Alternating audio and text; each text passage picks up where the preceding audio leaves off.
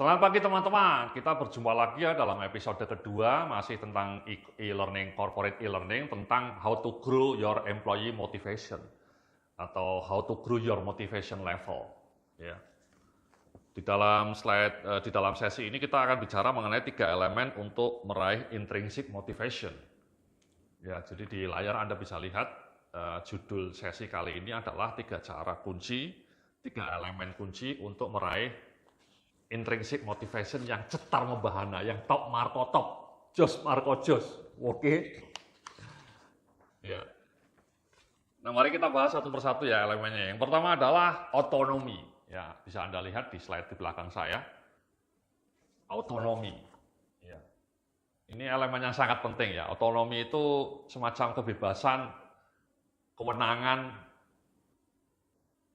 yang diberikan oleh atasan Anda atau oleh kantor Anda supaya Anda punya ruang untuk melakukan kreativitas, ruang untuk mengambil keputusan secara mandiri. Ya, ada otonomi. Ini penting teman-teman. Ya, jadi saya bicara di slide berikutnya ini ya.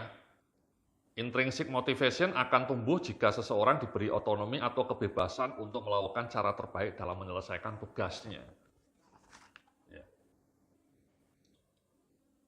Saya pernah punya pengalaman kerja, atasan saya orang yang sangat wise ya. Dia ngasih target, tapi terserah Anda ya dia mau mencapainya bagaimana. Dia hanya ngasih rambu-rambu saja. Dia ngasih goals, ngasih semacam arahan yang global, kemudian teknis pelaksanaannya ya terserah saya. Itu membuat kreativitas saya malah justru tumbuh karena saya diberi kebebasan gitu. Sebaliknya saya juga pernah punya atasan yang micromanaging ya, istilahnya micromanaging. Suatu ketika saya bikin sesuatu, dia bahkan sampai ngecek titik koma tulisan saya gitu ya. Titik komanya itu dicoret-coret gitu ya. Sangat micromanaging ini atasan saya, perempuan kebetulan ya. Jadi saya sangat tersiksa karena seolah-olah saya tidak pernah dapat ruang kebebasan untuk melaksanakan ide-ide saya ya.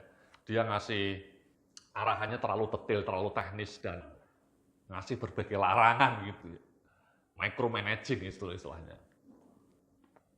Kalau Anda sebagai seorang atasan terlalu micromanaging, itu kadang-kadang akan memberikan bumerang ya, sehingga karyawan Anda kreativitasnya tidak akan tumbuh. Dan justru kemudian motivasinya turun karena dia merasa seperti robot ya. Dikasih instruksi yang jelas dan tidak boleh ngapa-ngapain lagi. Menurut saya itu dalam jangka panjang akan menurunkan level kreativitas seseorang.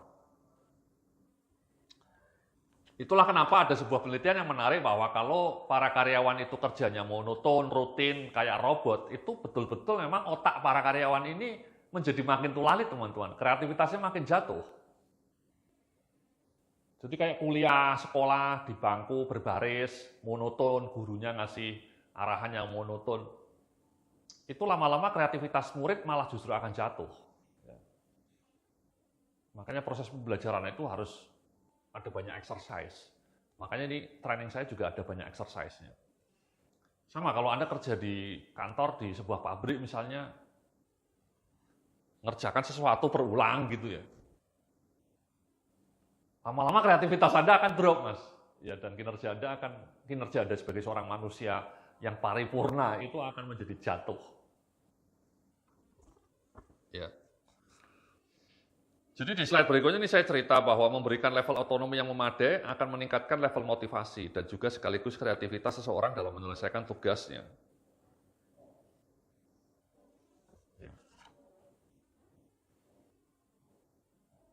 Perusahaan-perusahaan seperti Microsoft, Google, kemudian Apple, itu ya punya ruang untuk membuat karyawannya, manajer-manajernya punya ruang kreativitas. Ya, kalau tidak, ya mereka nanti akan menjadi monoton, akan digilas oleh inovasi. Ya, makanya di sebelahnya saya cerita nih ya. Intrinsic motivation akan jeblok jika seseorang pegawai terlalu dikekang otonominya atau terlalu dibatasi setiap tindakan dan usulannya. Di slide 16 ya. Ya kalau Anda kerja di kantor yang atasan Anda misalnya atau kantor Anda terlalu banyak peraturan, atasan Anda juga terlalu micromanaging, tidak pernah mendorong Anda untuk membangun otonomi, itu lama-lama motivasi Anda akan termehek-mehek. Misalnya banyak kementerian-kementerian, kantor-kantor pemerintah itu menurut saya kreativitas karyawannya menjadi makin mandul. Bukan karena karyawannya jelek ya, tapi karena sistem atau kultur kerjanya itu sangat tidak otonom. Terlalu banyak peraturan, terlalu banyak birokrasi, terlalu banyak batasan gitu ya.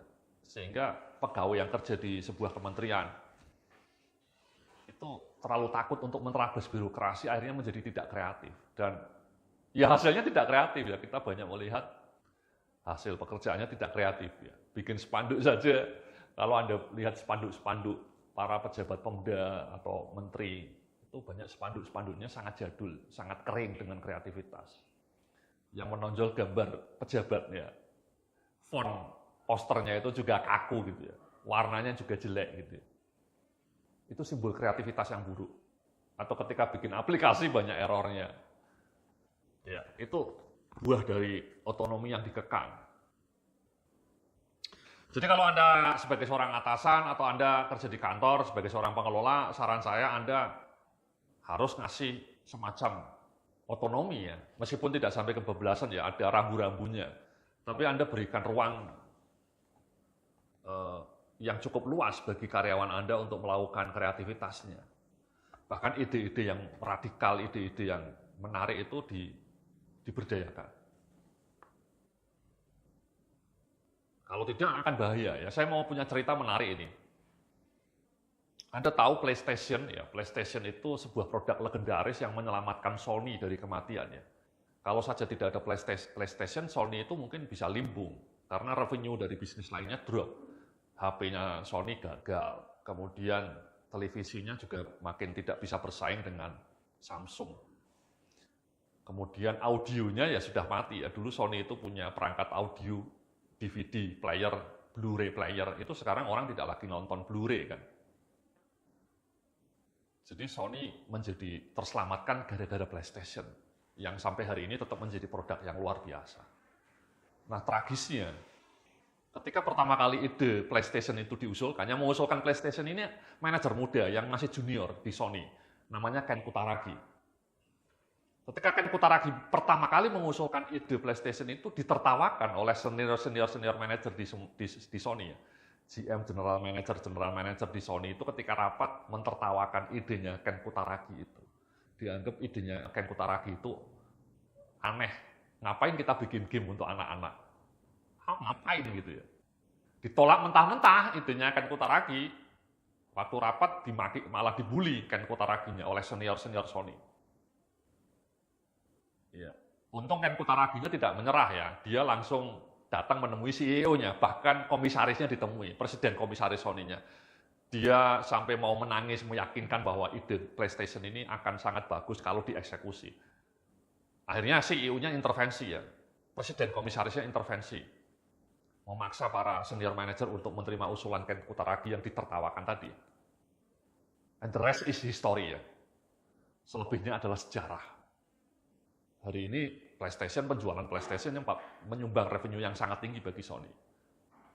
Bayangkan kalau saja dulu idenya itu ditolak habis oleh senior manager dan tidak dieksekusi, Sony bisa mati. Apa pelajaran dari kisah ini? Ya tadi, otonomi, kebebasan untuk mengajukan ide yang menarik, ide yang radikal itu harus dihargai, diapresiasi, diberikan tempat. Bukan malah ditolak mentah-mentah, bukan malah ditertawakan, bukan malah dibully. Nah, di banyak perusahaan kadang-kadang seperti itu. Ketika ada ide-ide menarik dari manajer muda atau dari karyawan yang masih muda, kadang-kadang seniornya itu sudah terjebak dalam status quo, dalam comfort zone, merasa ide-ide baru itu tidak ada gunanya. Ide-ide baru itu akan mengancam wewenangnya, sehingga ditolak. Nah, itu bukan saja perusahaannya bisa kolaps ya, tapi karyawan mudanya jadi tidak termotivasi. Tadi Ken Kutaraginya motivasinya hampir mati ya, karena ditertawakan, dibully. Untung dia pantang menyerah. Ken Kutaraginya pantang menyerah. Itu kalau manajer muda kebanyakan mungkin dia sudah menyerah, ya sudah. Atasan gue nggak setuju, ya sudah saya menerima. Itu kebanyakan seperti itu, manajer-manajer muda atau karyawan muda ketika idenya ditolak itu menyerah. Untung Ken Kutaragi gigih ya, dia langsung malam-malamnya menemui CEO, menemui direktur, menemui presiden komisaris, meyakinkan bahwa ide produk barunya itu sangat bagus. Ya. Dan terbukti ya, PlayStation menjadi produk yang sangat berhasil. Pelajarannya itu tadi teman-teman ya, jadi ketika ada anak muda, karyawan muda di kantor Anda yang punya ide yang menarik, berikan otonomi untuk mengeksekusi produk itu. Jangan malah dibatasi, ditolak mentah-mentah, atau bahkan dibully ya, ditertawakan. Itu bahaya. Jadi itu pertama ya, pelajaran pertama otonomi ya, penting untuk meningkatkan intrinsic motivation karyawan. Yang elemen kedua di slide berikutnya adalah kesempatan untuk meraih mastery level. Ini elemen kedua dari cara untuk meningkatkan intrinsic motivation itu adalah Anda memberikan ruang untuk menjadi mastery. Seorang karyawan akan menjadi makin bersemangat ketika dia merasa skillnya makin tumbuh. Saya ingat dulu saya ketika pertama kali kerja habis lulus kuliah itu pernah kerja, itu 6 bulan saya tidak dikasih tugas yang monoton gitu ya. Yang saya merasa tidak challenging gitu ya. Ya saya nyaman aja ya, saya merasa tidak tertantang ya, tapi itu dalam jangka panjang akan merusak kompetensi saya ya. Bertahun-tahun kemudian saya baru menyesali itu. Jadi 6 bulan itu masa-masa yang kelam dalam kehidupan karir saya karena saya diberi tugas yang sama sekali tidak menantang, terlalu mudah bagi seorang lulusan S1, saat itu saya baru lulus S1 ya. Jadi skill saya stagnan. Jadi saya tidak bersemangat ya. Makanya saya bilang ini ya di dalam slide berikutnya ya. Intrinsic motivation akan mekar jika seorang diberi kesempatan untuk terus mengembangkan potensi dan mengasah skills-nya. Saat seseorang merasa skill dan potensi yang stuck, maka otomatis motivasinya akan nyungsep. Ya, saat itu motivasi saya termeh-meh juga gitu ya, karena saya tidak diberi peran yang krusial. Ya. Untung saat itu saya kemudian dapat beasiswa ke Amerika ya. Kemudian saya resign lah, langsung resign. Kalau tidak resign, kompetensi saya bisa mati. Ya. Beasiswa kuliah S2 di Amerika menyelamatkan karir saya. Ya. Jadi di slide berikutnya ini saya bilang ini ya, cara memberikan kesempatan untuk menumbuhkan level mastery pada seorang pegawai, berikan challenging task. Ya. Rumuskan sasaran kinerja yang terukur dan jelas, berikan umpan balik secara berkala. Fokuskan umpan balik pada peningkatan skill pegawai tersebut. Ya. Jadi kalau Anda atasan, kalau Anda pengelola, tolong Anda berikan tugas yang menantang dan KPI-nya terukur, bukan hanya KPI tahunan ya, tapi kalau bisa, tadi saya bilang small goals, apa small goal yang bisa harus dicapai di minggu ini. Jadi di breakdown, pekerjaannya di breakdown menjadi small action. Ya, contoh konkretnya ya tadi ya, misalnya saya nulis buku, saya ingin nulis 3 buku, itu kan makro goal ya, goal yang besar. Saya harus, kalau saya cuma mimpi menulis buku, tidak membreakdown tujuan itu menjadi small goal, omong kosong.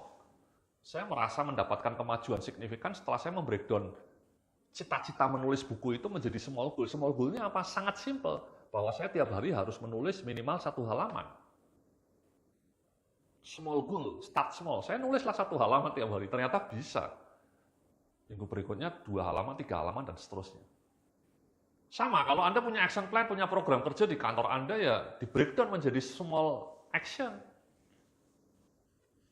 Dan kemudian small action-nya itu dikasih target juga. Apa yang harus Anda lakukan di hari ini, hari Senin, hari Selasa. Tiap hari Anda punya daily goals. Ya, daily goals. Dan kemudian tiap sore dievaluasi. Tiap hari Jumat sore dievaluasi, weekly goals-nya dievaluasi, daily goals-nya ada, weekly goals-nya ada. Kemudian tiap Jumat sore dievaluasi. Nah idealnya weekly goals-nya, daily goals-nya itu juga menantang, ya tidak rutin ya. Ada beberapa hal yang menantang, yang challenging, ada inisiatif-inisiatif baru gitu ya teman-teman ya. Tidak monoton. Kalau hanya tugasnya monoton, tidak ada inisiatif baru, ya mungkin Anda juga akan menurun motivasinya.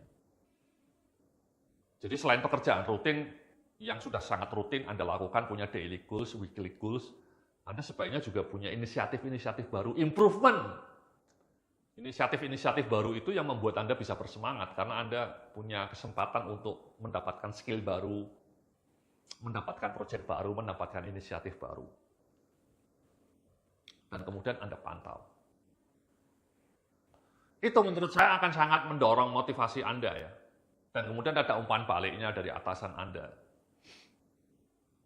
Ya, atasan Andanya tiap minggu kalau bisa ngasih umpan balik juga, atau 2 minggu sekali. Itu ya, kalau Anda atasan ya seperti itu sebaiknya. Anda tiap 2 minggu, seminggu sekali melakukan review. Reviewnya ya terhadap weekly goal tadi, goal mingguan. Oke? Ya.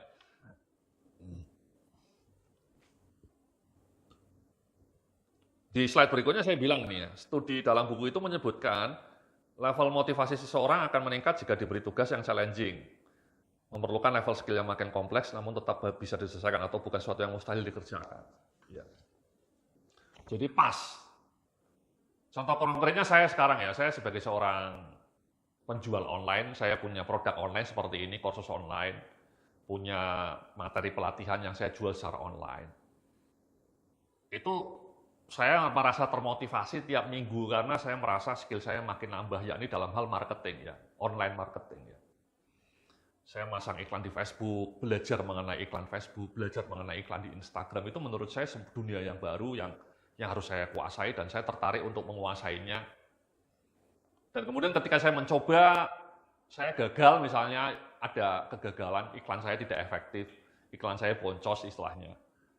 Tapi setelah itu saya evaluasi, itu semua kan siklus yang sangat menarik. Saya bisa belajar dari kegagalan itu. Kemudian saya mencoba cara lain, saya iklan melalui email. Ternyata berhasil ya, email paling berhasil pengalaman saya melalui email. Ya, promosi melalui email itu yang paling efektif. Akhirnya saya kemudian habis-habisan berjuang untuk mendapatkan pelanggan email sebanyak mungkin. Caranya ya saya pasang iklan di Instagram, pasang iklan di Google. Nah itu semua saya merasa masih bisa saya kerjakan ya. Menantang itu menurut saya, tidak mudah. Dulu saya gaptek, dulu saya tidak bisa masang iklan di Instagram, dulu saya tidak bisa masang iklan di Google, dulu saya tidak bisa bikin blog. Tapi saat itu saya merasa bahwa ini tugas yang menantang, tapi saya kira-kira bisa melakukannya. Jadi challenging, tapi saya tetap bisa melakukannya. Dan kemudian saya coba, saya belajar bikin blog, saya belajar email marketing, saya belajar mengenai Google marketing, dan bisa. Kompleks itu, pekerjaannya tidak mudah. Harus bikin copywriting, harus bikin kata-kata yang bagus untuk email marketing. Bikin software email marketing itu, pakai software email marketing itu cukup kompleks. Tapi itu semua membuat saya skill-nya tumbuh dan itu memotivasi saya. Apalagi kalau hasilnya memuaskan ya, hasilnya mendapatkan banyak pelanggan email misalnya. Jadi di halaman berikutnya ini saya bilang nih ya, tugas yang terlalu mudah too easy akan membuat seorang cepat bosan dan jenuh. Namun tugas yang terlalu sulit too difficult juga akan membuat frustasi. Yang paling optimal adalah menemukan tugas yang challenging, kompleks, namun tetap terjangkau untuk diselesaikan. Ya. Achievable tapi bisa dieksekusi. Jangan terlalu mudah ya bikin tugasnya. Anda kalau kerja di kantor itu jangan hanya mencari tugas yang terlalu mudah. Nanti skill Anda tidak nambah dalam jangka panjang, itu merugikan Anda secara personal. Kompetensi Anda tidak nambah, kemudian nilai jual market value Anda kan turun kalau skill Anda stagnan. Kalau Anda dapat penugasan-penugasan baru, itu kerjakan dengan semangat, karena itu akan menumbuhkan skill Anda. Bukan saja itu akan berguna bagi Anda sekarang, tapi dalam jangka panjang akan sangat membantu karir Anda. Anda bisa punya kompetensi baru yang kemudian bisa Anda jual ke perusahaan lain, yang bisa ngasih gaji dengan lebih tinggi. Oke? Gitu ya teman-teman ya. Jadi di slide berikutnya ini saya cerita nih ya, di halaman 22 nih. Kesempatan untuk terus mengembangkan potensi skill, itu pada akhirnya akan memberikan, caranya bagaimana? Memberikan penugasan yang challenging dengan sasaran hasil yang jelas dan terukur, serta rutin memberikan umpan balik. Akhirnya level motivasi pegawai akan makin meningkat. Ini teman-teman ya, kalau Anda sebagai seorang leader, sebagai seorang atasan, sebagai seorang manajer, supervisor, Tolong ini ya, seperti ini, kasih tugas-tugas baru bagi anak buah Anda, kemudian tiap minggu direview. Jangan lupa, jangan bilang nggak ada waktunya Mas Yudia. Itu menurut saya omong kosong. Anda luangkan waktu kan sebentar, cuma 30 menit, masa nggak ada? Seminggu sekali, tiap Jumat sore, Anda review gitu ya. Anda kasih umpan balik kepada bawahan Anda. Itu anak buah Anda akan menjadi makin termotivasi. Karena dia tahu skillnya nambah, umpan baliknya terukur. Itu ya. Oke? Nah, kemudian di slide berikutnya ini saya bicara mengenai elemen yang ketiga, yakni sense of purpose. Jadi ternyata ada satu dimensi yang juga sangat membantu menumbuhkan intrinsic motivation, yakni sense of purpose. Sense of purpose itu, maksud saya, Anda merasa pekerjaan Anda itu bermanfaat bagi orang lain. Kan kalau orang Muslim itu ada hadis yang namanya sebaik-baik manusia itu adalah yang berguna bagi orang lain. Nah, coba bayangkan hasil pekerjaan Anda itu berguna nggak bagi orang lain? Misalnya saya termotivasi menulis buku gitu ya, karena saya merasa itu juga pahala mungkin ya. Kalau buku saya bisa mengubah hidup orang lain, kalau buku saya berguna bagi orang lain, ilmu yang bermanfaat, buku saya menjadi ilmu yang bermanfaat bagi orang lain, itu saya merasa itu tugas yang mulia menurut saya ya. Pekerjaan yang mulia, menulis buku yang berguna bagi orang lain. Dan mudah-mudahan saya mendapatkan ridho ya dari Allah Subhanahu wa taala. Itu bentuk pengabdian saya pada Tuhan yang Maha Esa. Pekerjaan yang mulia menulis buku. Itu yang mendorong motivasi saya juga untuk menulis buku dengan konsisten. Pekerjaan mulia. Ya, jadi di slide berikutnya ini saya bilang intrinsic motivation akan makin mekar jika seseorang memiliki sense of purpose terhadap aktivitas yang dilakukannya. Ya. Tapi Anda juga bisa melakukan itu. Misalnya Anda kerja sebagai seorang staf di bagian SDM, Anda ngurusin payroll. Ya itu kan pekerjaan Anda sangat mulia. Anda mendata gaji karyawan tiap bulan. Itu kan hasil pekerjaan Anda sangat dinikmati oleh puluhan karyawan di kantor Anda. Ya. Atau Anda kerja sebagai seorang purchasing ya, bagian pengadaan barang. Anda membeli barang dari supplier, itu kan Anda memberi hidup bagi supplier Anda. Anda ngasih nafkah kepada supplier Anda, itu kan mulia. Kemudian hasil barang yang Anda beli digunakan oleh teman-teman di kantor Anda, berguna bagi teman-teman di kantor Anda, itu kan juga mulia. Jadi pekerjaan Anda itu mulia. Ya seperti contohnya sekarang nih ya, saya ngajar secara online ini. Saya merasa ilmu saya ini kalau bisa Anda praktekkan ya akan sangat berguna, akan sangat bagus. Saya merasa ini pekerjaan mulia juga, menjadi guru secara online gitu ya. Sama pekerjaan Anda juga sebenarnya memberikan value. Ya. Apapun pekerjaan Anda. Bikin laporan kepada atasan Anda, itu kan laporannya sangat berguna bagi manajemen. Artinya Anda memberikan kontribusi terhadap manajemen perusahaan untuk makin maju berdasarkan laporan kerja Anda. Di slide berikutnya ini saya bilang ya, saat Anda merasa pekerjaan Anda mau memberikan value dan kebermanfaatan bagi banyak orang, Anda akan merasa lebih termotivasi melakukannya. Ya, jadi bermanfaat pekerjaan Anda itu, sekali lagi, apapun, misalnya Anda marketing ya, Anda bekerja di bagian marketing, kemudian Anda melakukan promosi, kemudian produk Anda laku, itu kan akhirnya karena produk laku, Anda bisa ngasih pendapatan bagi perusahaan Anda, dan perusahaan Anda bisa ngasih gaji kepada para karyawannya. Itu kan mulia. Owner perusahaan itu menurut saya sangat mulia. Ya. Dia kan ngasih pekerjaan bagi puluhan orang, bahkan bagi ratusan karyawan kalau misalnya perusahaannya banyak. Dan satu karyawan punya 2 orang anak, satu keluarga, itu kan artinya si owner ini sudah memberikan rezeki bagi 100 kali 400 orang gitu ya.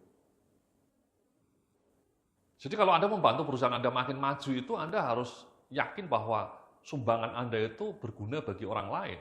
Bukan saja bagi pelanggan Anda, tapi juga akan mampu memberikan rezeki bagi teman-teman Anda di kantor. Itu kan mulia, memberi rezeki pada orang lain itu menurut saya pekerjaan yang sangat mulia. Mendapatkan pahala itu, owner bisnis itu, pahalanya banyak. Karena dia ngasih rezeki pada orang lain. Mulia sekali. Ya. Jadi menurut saya itu ya, prasangka kita pada orang lain itu harus positif, teman-teman. Jangan merasa kita itu dieksploitasi, kita itu diperbudak. Sekali lagi kalau Anda merasa seperti itu, ya Anda resign saja. Nggak usah ngomel-ngomel, tapi tetap kerja di perusahaan yang sama. Merasa owner Anda pelit, owner Anda tidak fair, owner Anda mengeksploitasi Anda jadi budak korporat. Itu I don't get it. Kalau Anda merasa menjadi budak korporat, ya resign lah. Pindah ke perusahaan lain yang lebih menghargai Anda. Ya, yang lebih memperlakukan Anda sebagai seorang human. Kan banyak perusahaan di sekitar Anda, di Indonesia ini banyak perusahaan. Anda tidak perlu hanya berkutat di perusahaan yang lama Anda. Misalnya Anda tidak happy dengan perusahaan Anda sekarang ya. Itu menurut saya, filosofi saya dulu seperti itu. Itu pecundang kalau Anda ngomong, saya itu budak korporat Pak Yudya, tapi Anda nggak berani berubah untuk mengubah nasib Anda. Menurut saya Anda pecundang. Saya dulu seperti itu juga ya, saya merasa gaji saya sedikit ketika kerja di perusahaan konsultan yang terakhir ya sebelum saya resign. Padahal kontribusi saya itu banyak miliaran bagi perusahaan karena pekerjaan saya itu sangat kompleks. Klien saya sangat besar dan bayarannya mahal ke perusahaan saya gitu. Ada pernah saya dapat klien nilainya sampai 4 miliar gitu ya. Perusahaan besar. Yang bayarnya ke bos saya ya, ownernya ya. Sayanya digaji dengan nilai yang sangat sedikit menurut saya dibanding 4 miliar, sangat sedikit. Ya wajar lah saya agak sedih gitu ya, ngomel dalam hati, tapi itu sudah sebatas dalam hati gitu ya. Dan saya tidak berlama-lama, saya harus sampai keluar supaya 4 miliarnya menjadi milik saya sampai gitu ya. Kalau saya bisa jadi owner, 4 miliarnya akan jadi milik saya itu. Dan akhirnya saya resign dan benar, sampai kemudian saya mendapatkan penghasilan yang paling tidak hampir 4 miliar juga. Itu keberanian Anda mengubah nasib ya, jadi tidak hanya ngomel-ngomel. Dan sampai sekarang saya merasa owner saya itu dulu yang pernah ngasih gaji kecil, saya tetap berterima kasih sama dia. Ketika saya mau resign, saya resign baik-baik. Saya bilang terima kasih Pak, saya sudah sangat, saya mendapatkan banyak pengalaman berharga kerja di sini selama setahun. Saya waktu itu kerja di perusahaan terakhir saya itu hanya setahun. Tapi selama setahun itu saya sangat merasa mendapatkan banyak pelajaran berharga. Meskipun gaji saya kecil sekali, tapi saya sangat berterima kasih karena saya mendapatkan pelajaran yang tidak kalah mahalnya, yakni saya punya jaringan yang lebih luas, punya networking, punya pengalaman menjadi konsultan. Jadi ketika saya resign membuat perusahaan konsultan sendiri, saya sudah punya pengalaman.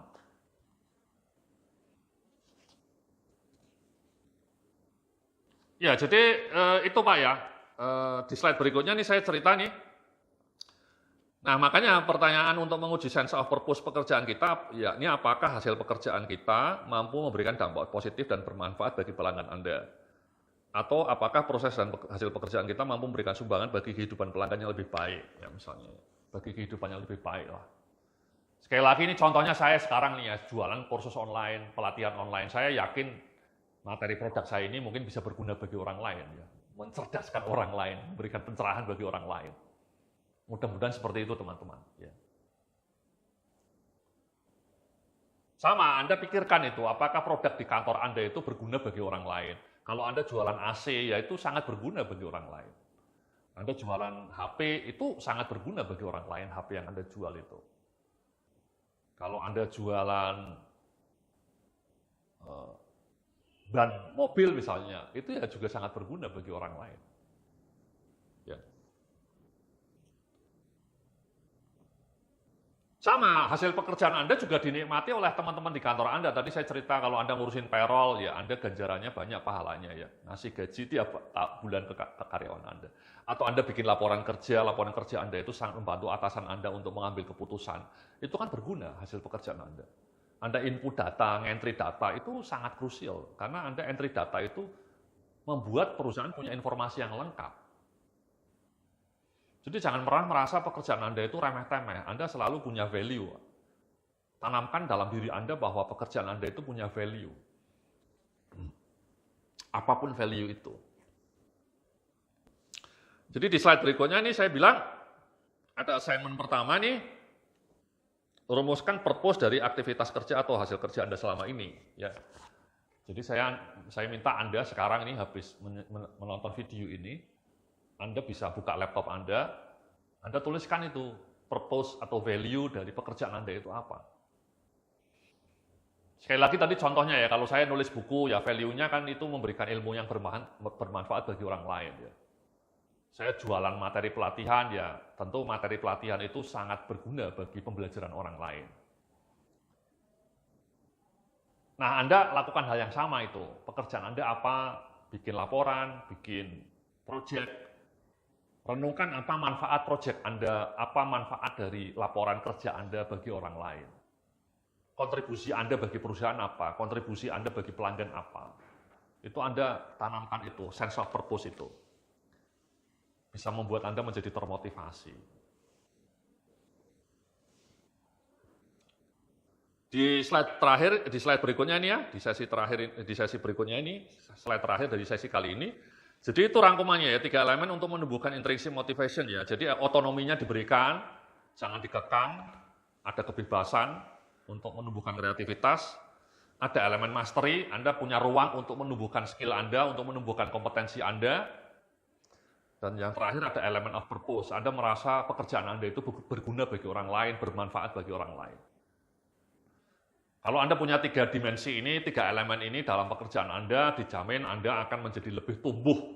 Motivasi Anda akan menjadi lebih top, Marco top, Jos, Marco Jos. Oke. Terima kasih. Kita sambung lagi dengan video berikutnya nanti. Salam sukses, penuh kemuliaan.